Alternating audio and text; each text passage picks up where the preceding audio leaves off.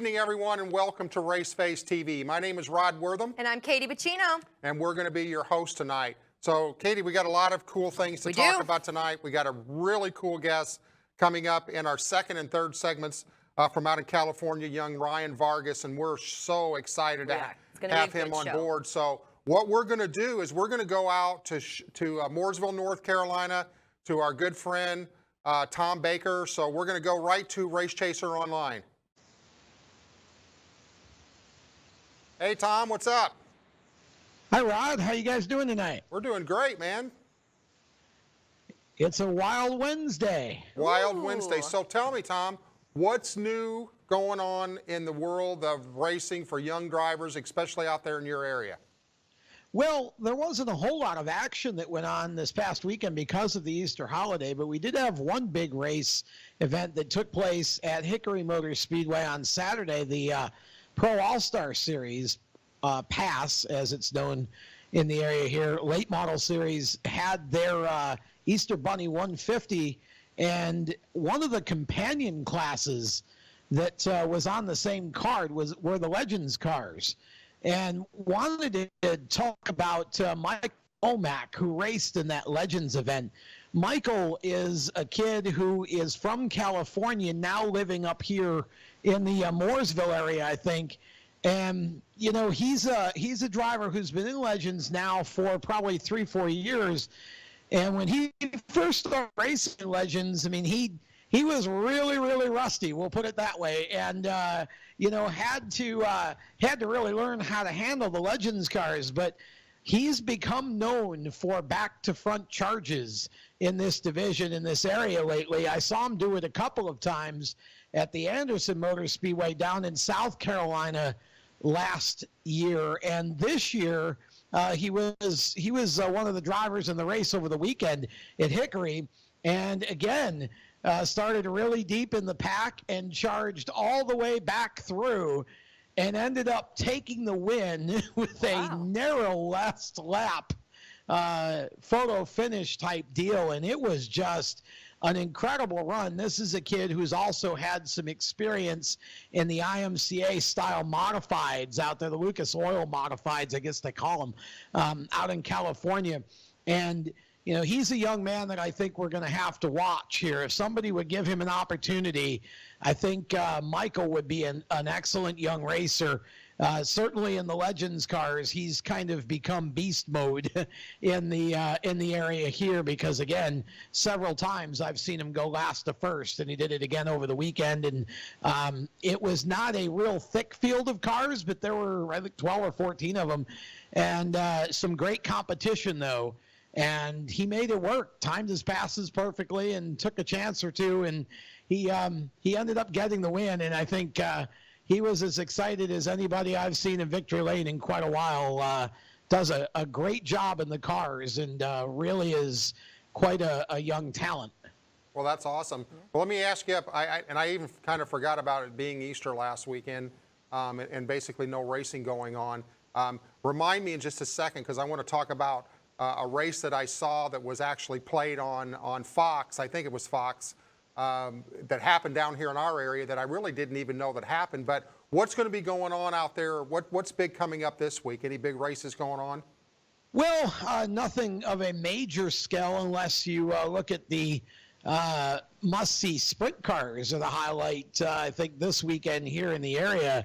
And they are going to be running at actually the two tracks I just mentioned, Anderson Motor Speedway on Friday and Hickory Motor Speedway on Saturday. About 18 or 20 asphalt sprint cars, some of the best drivers in the asphalt sprint world in the entire country going to be converging here on the Southeast. Jimmy McCune and several other top competitors coming in, Jacob Wilson, for the must-see sprint car shows. And again, Friday night at Anderson, Saturday at Hickory. So we will be involved with both of those and looking forward to that. But, you know, definitely a lot of action coming up over the next month or so. Of course, Millbridge Speedway back in action this evening as you're watching the show, the Mini Outlaw Karts, and again, some of the top young talent in the country running in that division. at Millbridge Speedway, and they've got a big race coming up in the middle of May during race week down here. They have a big, what they call open race, and you'll see Tanner Thorson and Rico Abreu and Kyle Larson and a bunch of the other drivers who came out of that type of car that have gone on to NASCAR or bigger open wheel stuff coming back for that. In fact, I think Thorson is scheduled to be in action tonight. Wow. Okay, so I got to share this, see what your input is. So I'm scanning through the channels. I'm having race withdrawals, and all of a sudden I see, they just had the St. Pete Grand Prix down here about 3 weeks ago, and I did not know that they ran stadium trucks on the pavement in the streets of St. Pete. It was the craziest thing I've ever seen. The same track, and they just put like 9 jumps in it. And I mean, the names that were in that, Ari Londike was in it, Robbie Gordon was in it, PJ Jones was in it, and Sheldon Creed was actually in it. And we've been talking a little bit about Sheldon. And I'm gonna tell you what, he finished second in that race. And I don't think I've seen a stadium truck like that on asphalt. I mean, going around these corners, and that front left tire was like 4 feet in the air. And then to know that he went out, the next weekend and raced in an ARCA race and kind of had to pull all that back in and kind of calm down. I was just wondering, maybe they should put some jumps in the ARCA race. Yeah. What do you think about that? Well, I know a few ARCA drivers that would probably enjoy trying that out. Oh, yeah. But, for the majority. I know a few team owners that would have to go buy a bottle of goodies and but that's, Sheldon is a good example of something that we're seeing more and more of, and that is sort of the driver who comes from, I call it coming from left field. Typically you don't see a driver come from stadium trucks over to NASCAR, just like we talked about with Tanner Gray a couple of weeks ago, going from a mini outlaw car at Millbridge here on the dirt to an NHRA pro stock dragster. I mean, you just don't see those types of transitions very often, but certainly Sheldon is showing some promise in the oval track exploits, and having Lauren Rainier as one of your driver coach / mentors doesn't hurt your cause any. Absolutely. Well, I'll tell you what, I'm getting that sign that it's break time. So Tom, thanks for joining us tonight. We'll be back with you next week. So ladies and gentlemen, just kind of hang in there. We're going to take a quick break, and we'll be right back with young Ryan Vargas.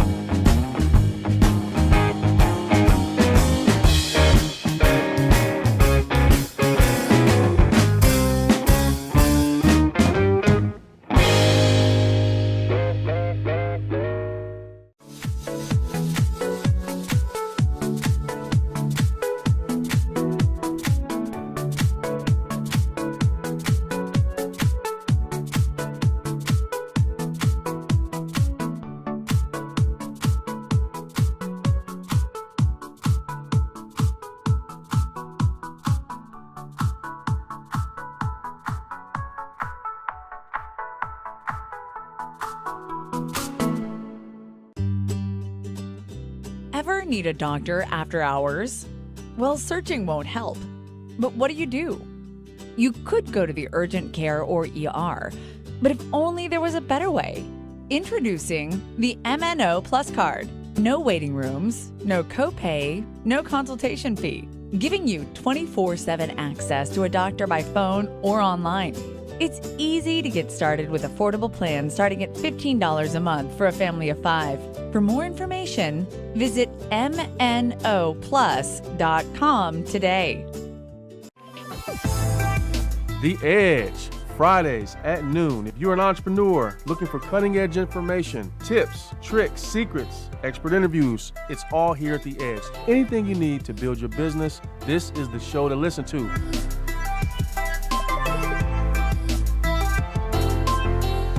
It's The Edge. Check us out Fridays at noon.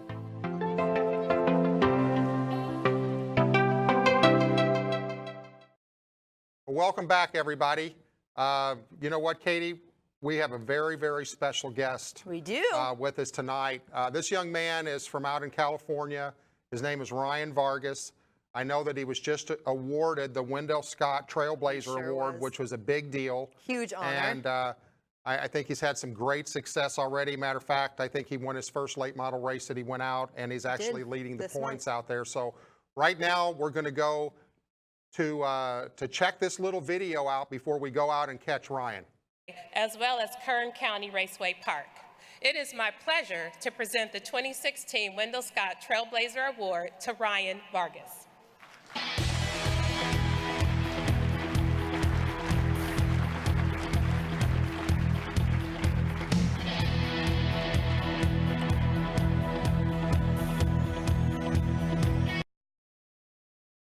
Well, Ryan, I gotta ask you a question, man. Do you drive your race car in a tuxedo?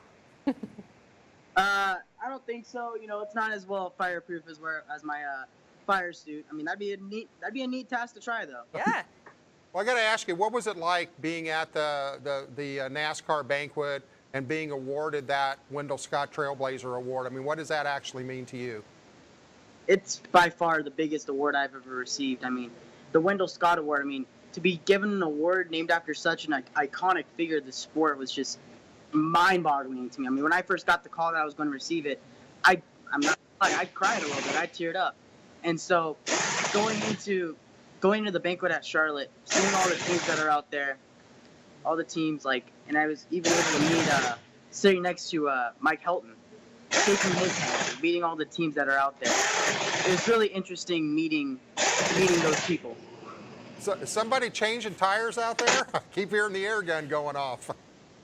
Oh yeah, like I said, we're in the race shop right now, so it's a little bit noisy, but yeah.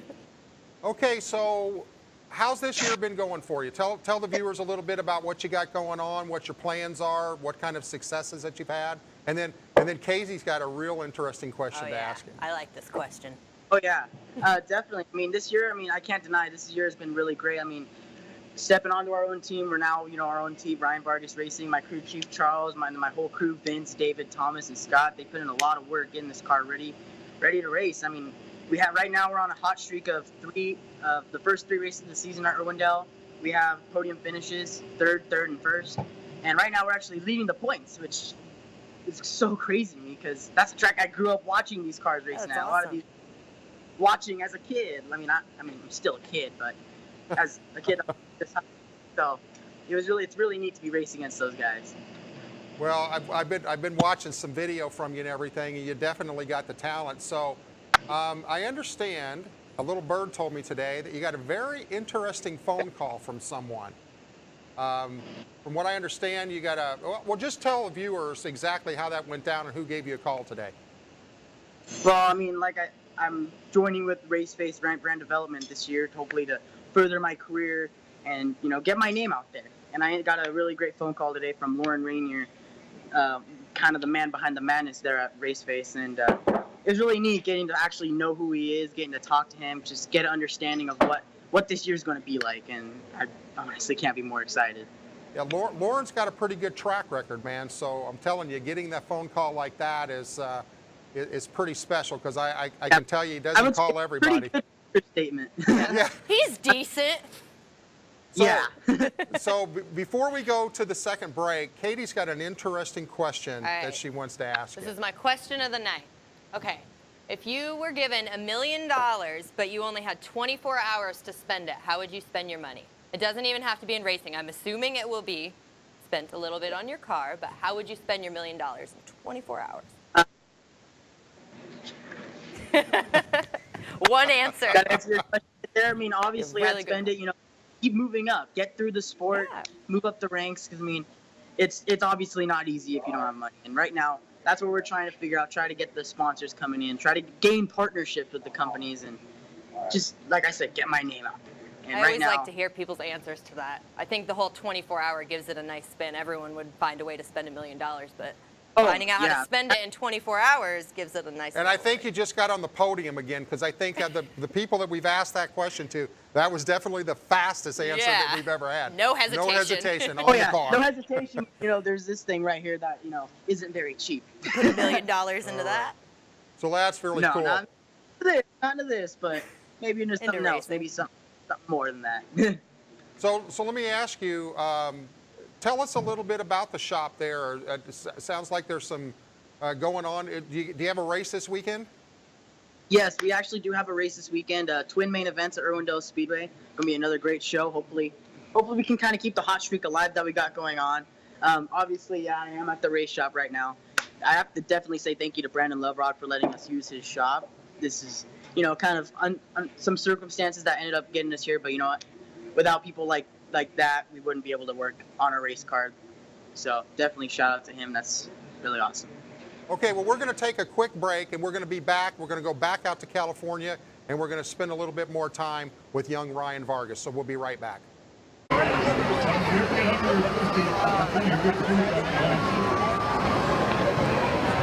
From La Mirada, would you please say hi to number 23, Ryan Vargas.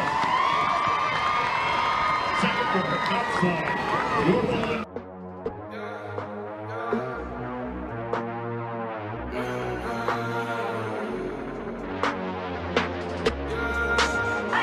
My mama called, seen you on TV. Sunset was since we was on, I dreamed it all. Ever since I was young, they said I won't be nothing. Now they always say congratulations. Worked so hard, forgot how to vacation. They ain't never had the dedication. People hating, say we changing, look, we made it. Yeah, we made it. That was never fun.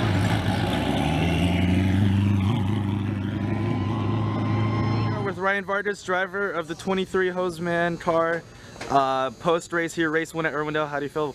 Really good. I mean, the debut in the Hoseman AMC Inc. late model was really good. I mean, it was really awesome having all the people from the Upside of Town here today. It was great having Zachary's name on the other side of the car.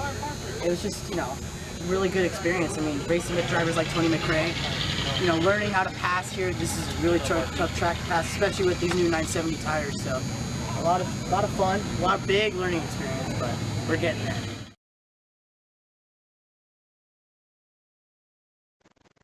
All right, so we're back with Ryan Vargas. We just saw you win at Irwindale. So how was that? I know that you talked about kind of growing up at that track.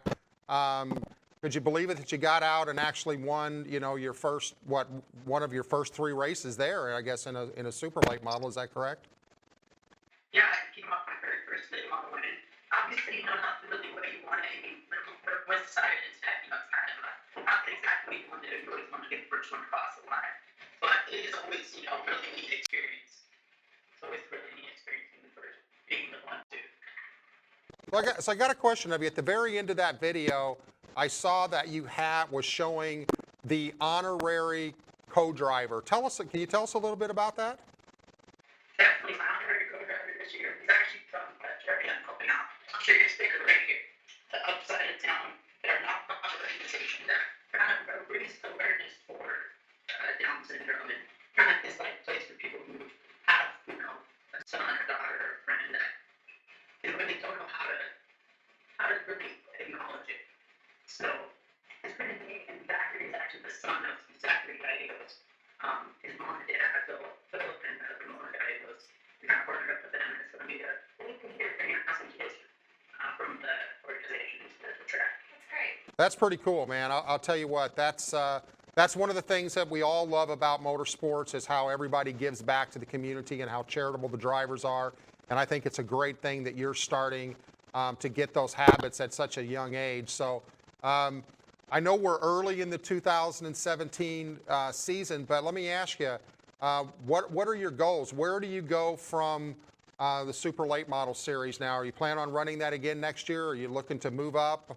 I know a lot of that has to do with that magical word called sponsorship, but that's what we're here to help you with. Yes. We're here to help you to get noticed out there. That's what Raceface TV is all about. And so share with us a little bit about the Ryan Vargas future, if you could look in your crystal ball? Definitely. My first goal, honestly, is just to finish the season out. Get some more wins under my belt. You know, hopefully make it back to Charlotte at the end of the year. Get back to the NASCAR we love, maybe. Hopefully get the state championship, maybe even the track championship or Urban Speedway. Those are the main goals this year. And moving on, maybe like to next year and years past, get into the K&N series, the West series, and stuff like that. And beyond that, I mean, I've always said my lifelong goal is to race at Daytona, no matter what it is. So I'm gonna work as hard as I can. I've got a lot of great people behind me, and that's the goal. And I understand you're just a multitasker. You're a great student, taking AP classes on honor roll. You run track and field. You race. You got it all going on. You're involved in the community. Oh yeah, it's crazy. I mean, it's basically school, and after that track, and when I get home, homework, and when I get after that, sleep. And if there's racing, then between sleep and homework, there's racing. Well, Fit it all in. That's great. As long as you can fit it all in. You seem to be doing a great job. well, that's pretty cool. Let me ask you a question. If you had to model yourself after a driver, who would that driver be? That's a tough one. I mean, I gotta say, if I had to model myself after a driver, I'd love it to be maybe Jimmy Johnson or something like that. California guy.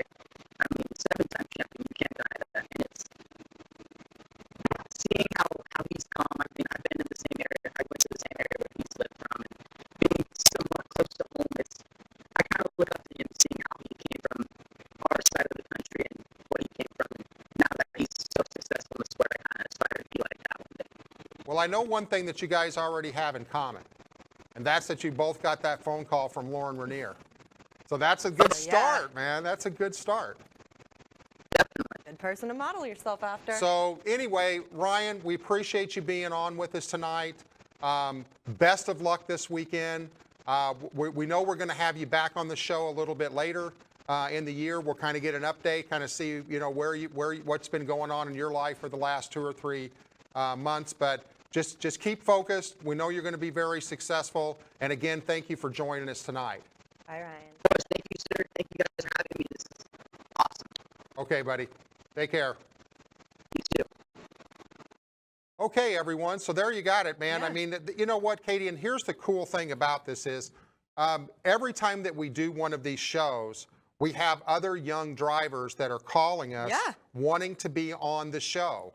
So starting next week, we're going to be starting what's called The Diecast Car of the Week. And, well, not the Diecast Car of the Week, the new segment. It's going to be called the Spotlight Driver. Yeah, we're going to But we are also doing the Diecast That is Car right. of the Week. We are next doing week. the Diecast Car of the Week, but we're also going to start spotlighting other drivers. So instead of just having one driver on the show, we're going to start having 2 to 3 drivers on the show. So we'll be able to highlight a little more people and give some people some spotlight. Exactly. Yeah. I think next week we've got a 7 and a 10-year-old brother duo. I'm excited that's for going to be that. on, which I is think going to it'll be be a great really, show. really cool. So one of the things that I want you to share with them is if you are a young driver out there, you'd love to be on Raceface TV. We're non-scripted, folks. Yeah. We come on here, we have a good time. Again, our goal is to get a bunch of the young drivers noticed. So if you want to be on our show, Katie, tell them what to do. Go to racefacetv.com and the application will be right there. You just have to fill it out and send it in. It's really that easy. And then what do we want them to do on our Facebook page? Go to our Facebook page, which is the same link, facebook.com/racefacetv, and like our page. And we talked about this last week, but coming up this Friday, we're going to be posting the contest for the Diecast Car of the Week. And all it is a like, comment, share thing. You like the post, comment on it, and share it to your page, and you're eligible to win. And we'll be announcing it every Wednesday on our show. We post it on Friday, announce it on Wednesday. So it's the easiest thing you could do to win a free diecast car. Awesome. Well, that sounds really cool. So we encourage you to go to our Facebook. We got a massive Facebook page. Yeah, it's going to be growing and growing and growing. Program going on this week. We're trying to reach actually 2,000 likes. So in a short period of time. So if you could help us out, go to our Facebook page, like it, share it with your other racing friends. Tell everybody that you know about racing, about Raceface TV. And we're going to see you back here next week, Wednesday night at 8 o'clock with some very special guests. Everybody have a great weekend.